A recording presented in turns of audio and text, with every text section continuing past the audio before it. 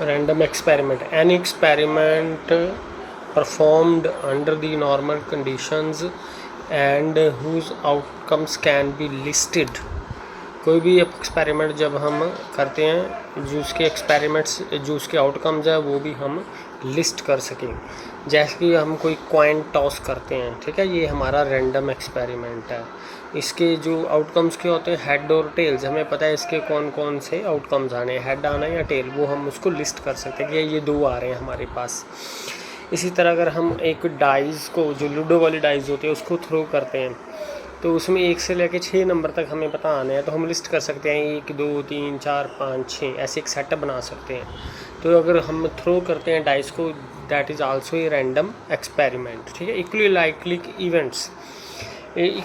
Events होते हैं जो सभी के आने का कोई भी इवेंट है, जैसे हेड और टेल है। अब कॉइन टॉस करते हैं तो हेड आना चाहिए, तो ये एक इवेंट है। टेल आना चाहिए या टेल आता है, ये एक इवेंट है, ठीक है। इसी तरह अगर हम डाइस को थ्रो करते हैं, 1 हमें कहें कि 1 आए तो 1 एक इवेंट है, 2 आए तो भी एक इवेंट है, ठीक है।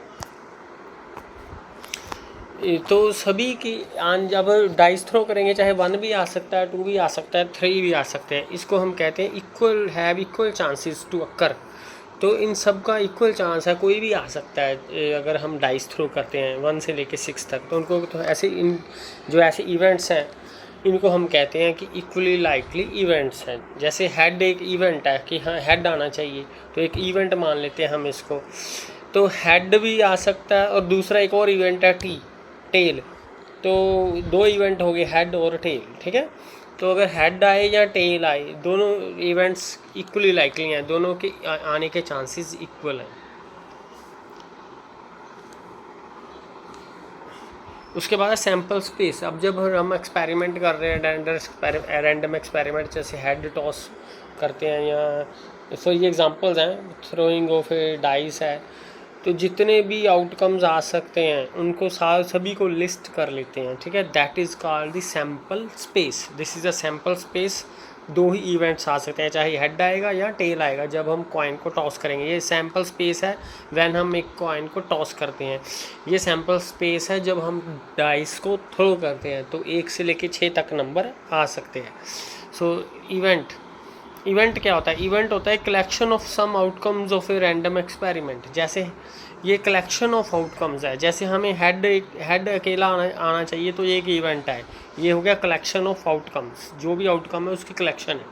ये भी टेल भी आउटकम है, तो इसको हमने एक सेट बना दिया, ये एक इवेंट बन जाता है। जैसे एक डाइस को थ्रो करना है हमने, तो उसमें हम कह दें कि ऑड नंबर आए। ऑड नंबर 1 से लेकर 6 तक कौन से होते हैं? 1 3 एंड 5। तो ऑड नंबर आना चाहिए। अब हम जब डाइस थ्रो करते हैं तो ऑड नंबर्स हमने लिस्ट, ये आउटकम्स हैं ऑड नंबर्स 1 3 5, हमने इनको लिस्ट कर लिया, तो ये क्या बन गया? एक इवेंट बन गया। तो अगर हम कहें कि इवन नंबर आने चाहिए, तो होते हैं 2 4 6।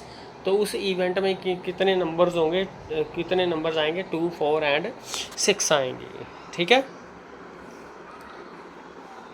उसके बाद होते हैं म्यूचुअली एक्सक्लूसिव इवेंट्स। 2 इवेंट्स जो होते हैं म्यूचुअली एक्सक्लूसिव होते हैं, जब वो दोनों साइमल्टेनियसली हैपन नहीं करेंगे। दोनों साइमल्टेनियस नहीं आ सकते एक ट्रायल में या एक एक्सपेरिमेंट में। जैसे हम कॉइन को टॉस करते हैं, हेड या टेल एक ही आएगा, या हेड आएगा या टेल आएगा। मतलब इसका मतलब जो ये 2 इवेंट्स हैं H एंड T वाले, ये दोनों क्या हैं? म्यूचुअली एक्सक्लूसिव हैं, ठीक है। इसी तरह जो एक इवेंट आएगा दूसरा नहीं आ सकता, यानी कि दोनों इकट्ठे साइमल्टेनियसली नहीं हो सकते। उनको हम कहते हैं कि ये म्यूचुअली एक्सक्लूसिव हैं, ठीक है।